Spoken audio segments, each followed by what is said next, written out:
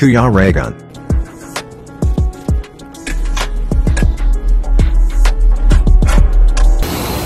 Ayan, good morning po mga kalingap, and welcome back po sa aking YouTube channel sa Kuya Raygun Vlog. Ayan, ang oras ngayon is alas 5, medya ng madaling araw, so maliwanag na yung alas 5 dito ngayon. Syempre summer, kaya madaling lumiwanag. Opo, yung ating kalangitan. So nandito po kami sa hotel, and maaga tayo nagising kasi chichik ko po yung sasakyan para mamaya pagising nila dalhin namin ito sa talyer. Oo, at grabe po ang nangyari kahapon. Halos lumabas na yung yung interior ba ng ating sasakyan. Pudpud talaga mga kalingap yung yung bagong ikinabit na gulong dahil sa hindi po align. Opo, hindi po align yung sasakyan. Ayan, check po natin, pakita ko sa inyo. Ayan mga kalingap po, labas po yung ply. Ayan, bago pa daw po yan, sabi ni Kuya Uwe.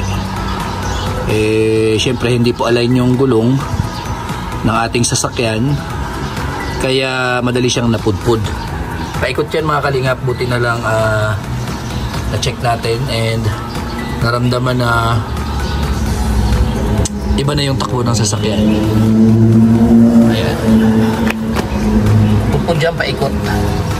Ayan, labas na yung ply. Ayan, bali ito pa yung ito yung luma, nasa hulihan, pero mas nauna pang nagasgas. Ayan napudpud yung sa unahan. Ito yung isa pang sa unahan. Buti na lang hindi pa bumigay yung isa. Ito yung reserva na ikinabit namin kahapon. Ayan, okay pa naman. So dapat yun, ma-align mga kalingap, kasi kung hindi ganun ulit ang mangyayari. Mapupudpud ulit siya at masasayang yung gulong.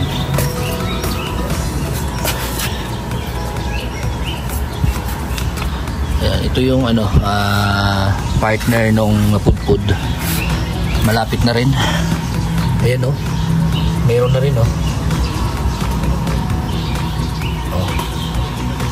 meron na rin. So delikado na rin ito, kaya kailangan talaga mapa-align ito. Ayan pudpud na rin. Ayun.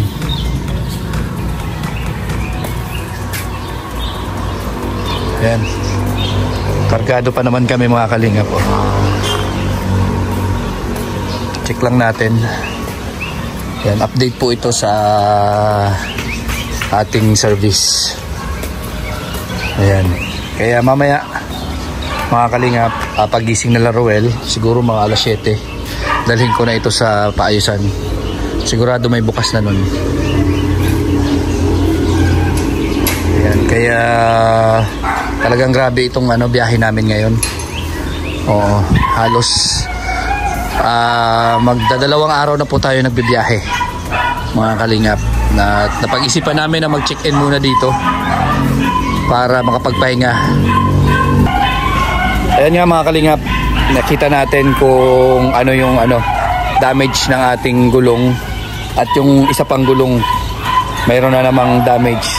So kahit ilang gulong pa mga kalingap ang ikabit natin dito, gaano man ka bago or gaano man katibay, ganun ulit ang mangyayari kasi hindi po align yung sasakyan natin.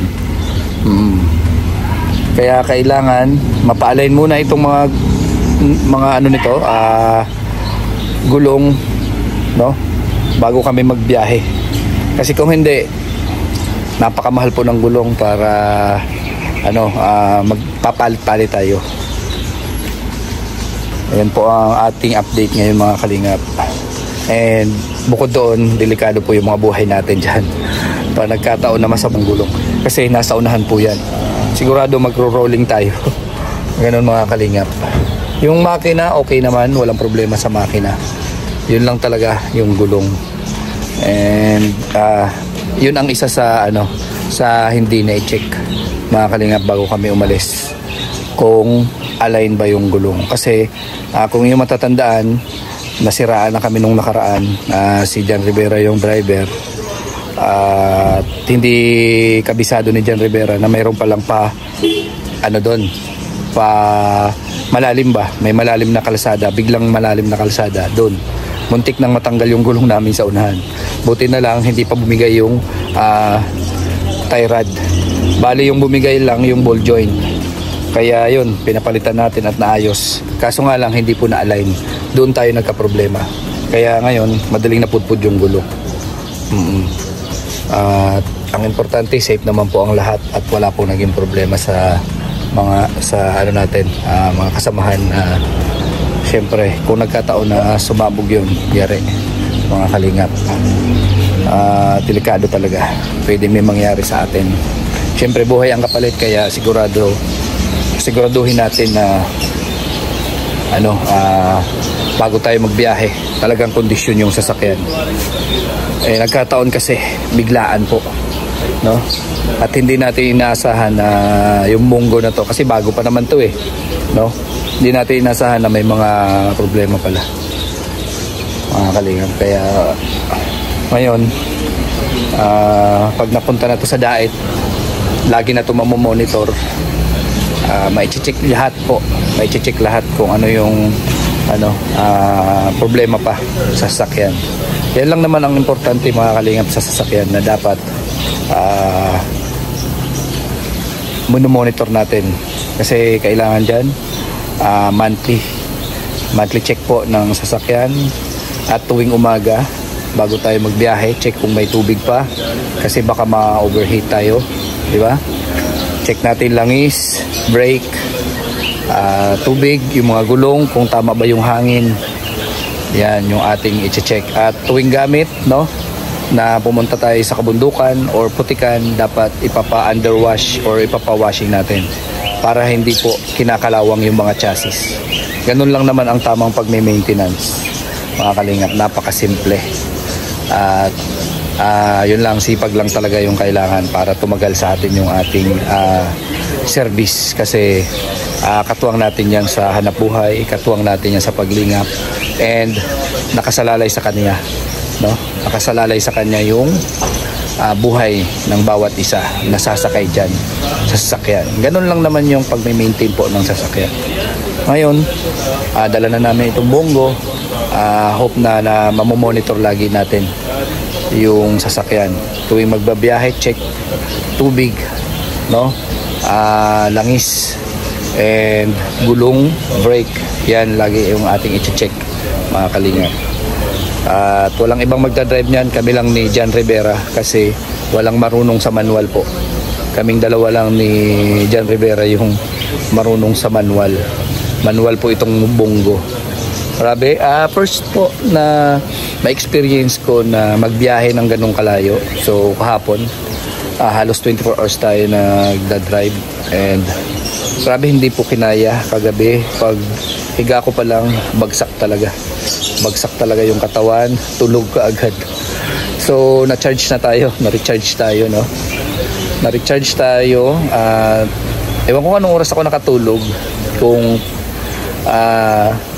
12 o'clock ba or alauna. So nagising ako ng alas 5. Naligo kagad ako at check natin kagad yung sasakyan, kasi dito sa lugar na to hindi natin kabisado. Maghahanap pa kami ng talyer na pwede pagpaayusan ng ating sasakyan. Kaya mas maganda yung maaga tayo nagising, para pag gising nila Roel, magbangon nila and mag-ready na sila. So dire-diretso na yung ating biyahe. So yan, napakabuti ni Lord sa atin at nakapagbiyahe tayo. Nasiraan man tayo, nagka-aberya man, safe pa rin kaming lahat. Walang naging problema na kumbaga major problem, kundi napaka lang yan, kumbaga basic lang ng problema kung iisipin, no? Kasi safe tayo. Kasi kung nagkataon po na sumabog, ay talagang hindi natin alam kung saan kami pupulutin, mga kalingap. Yan, kaya nagpapasalamat pa rin tayo kay Lord na ginagabayan niya tayo, no? ginagabayan niya tayo kasi hindi po biro ang pagbabiyahe ng ganito kalayo. First time po naming lahat na makapagbiyahe ng ganong kalayo. Nasa 900 kilometers po yata mula Malalag hanggang doon sa paruroonan namin. And meron pang mga ikot-ikot, kaya talagang matindihan itong biyahe namin.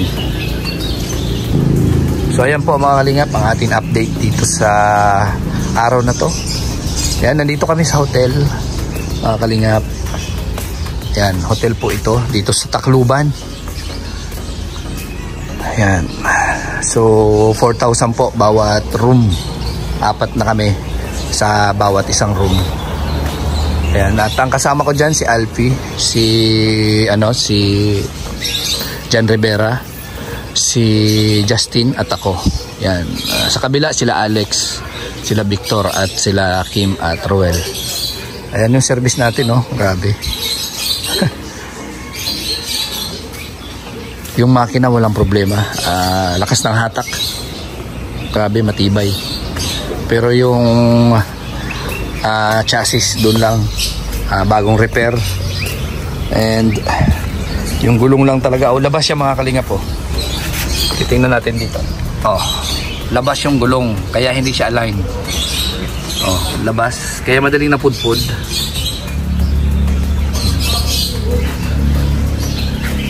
Dito. Diba, pasok. Nasa tamang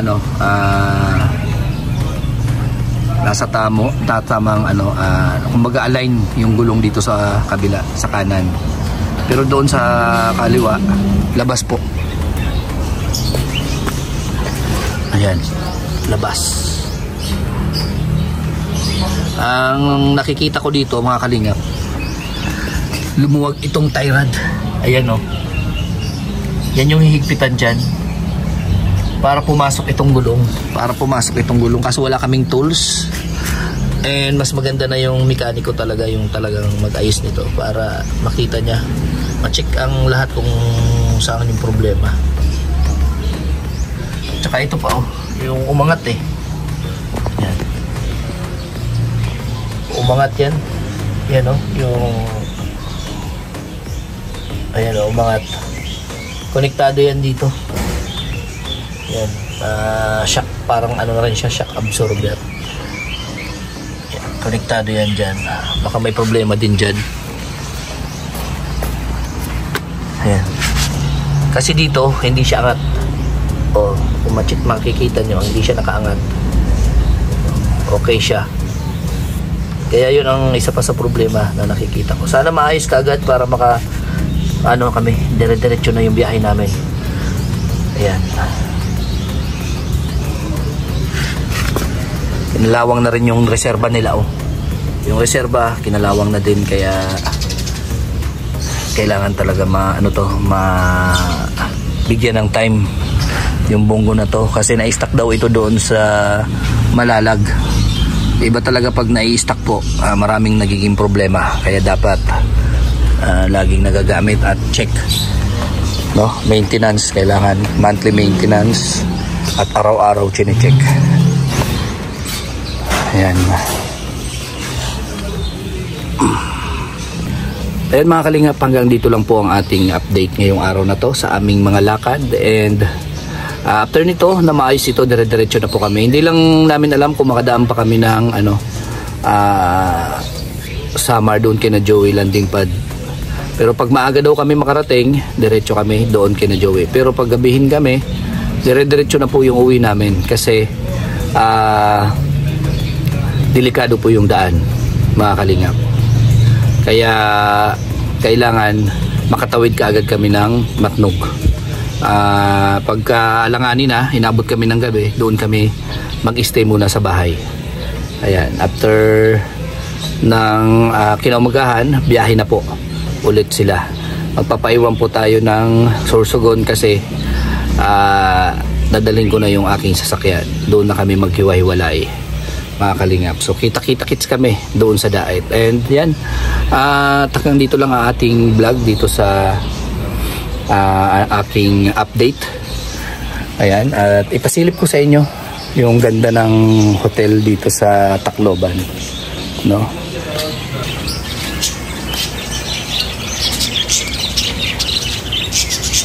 Ayan, daming lovebirds.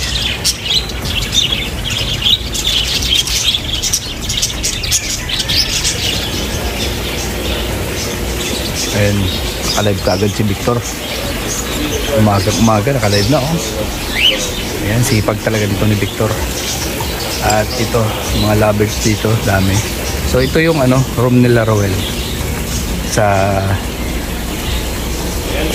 B2 and B1. Ayan, yung mga room namin. Ayan. So hanggang dito lang po ang ating live premiere. Ayan. Ayan, hanggang dito lang po ang ating vlog dito sa ating update ngayong araw. So maraming salamat po sa lahat po na sumusuporta sa amin, sa akin, at sa lahat ng buong Team Kalingap.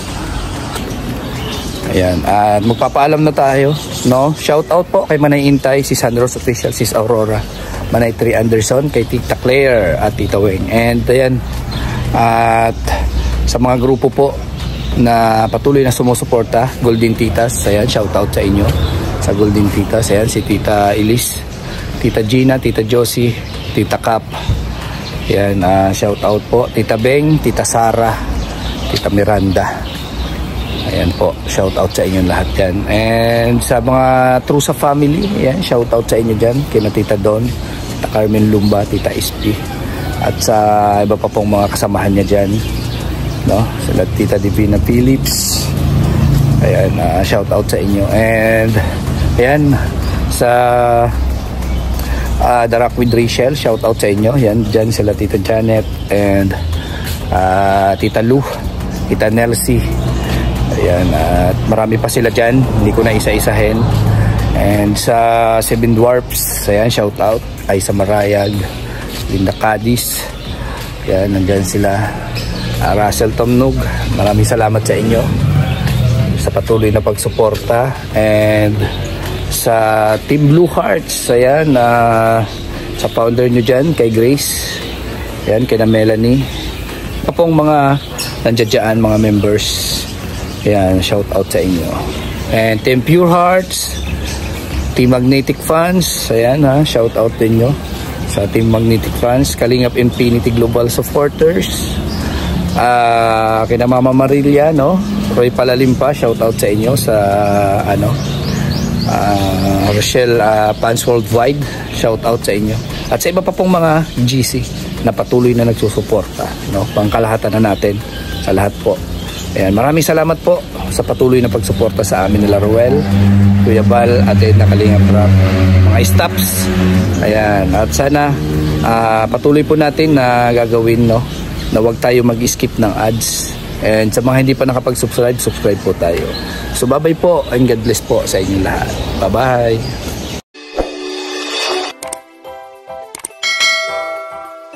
Kaibigan at kasama nyo, Kuya Regan Vlog.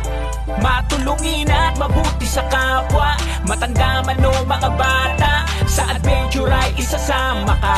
Kabutihan lagi ang dala, saan man magpunta.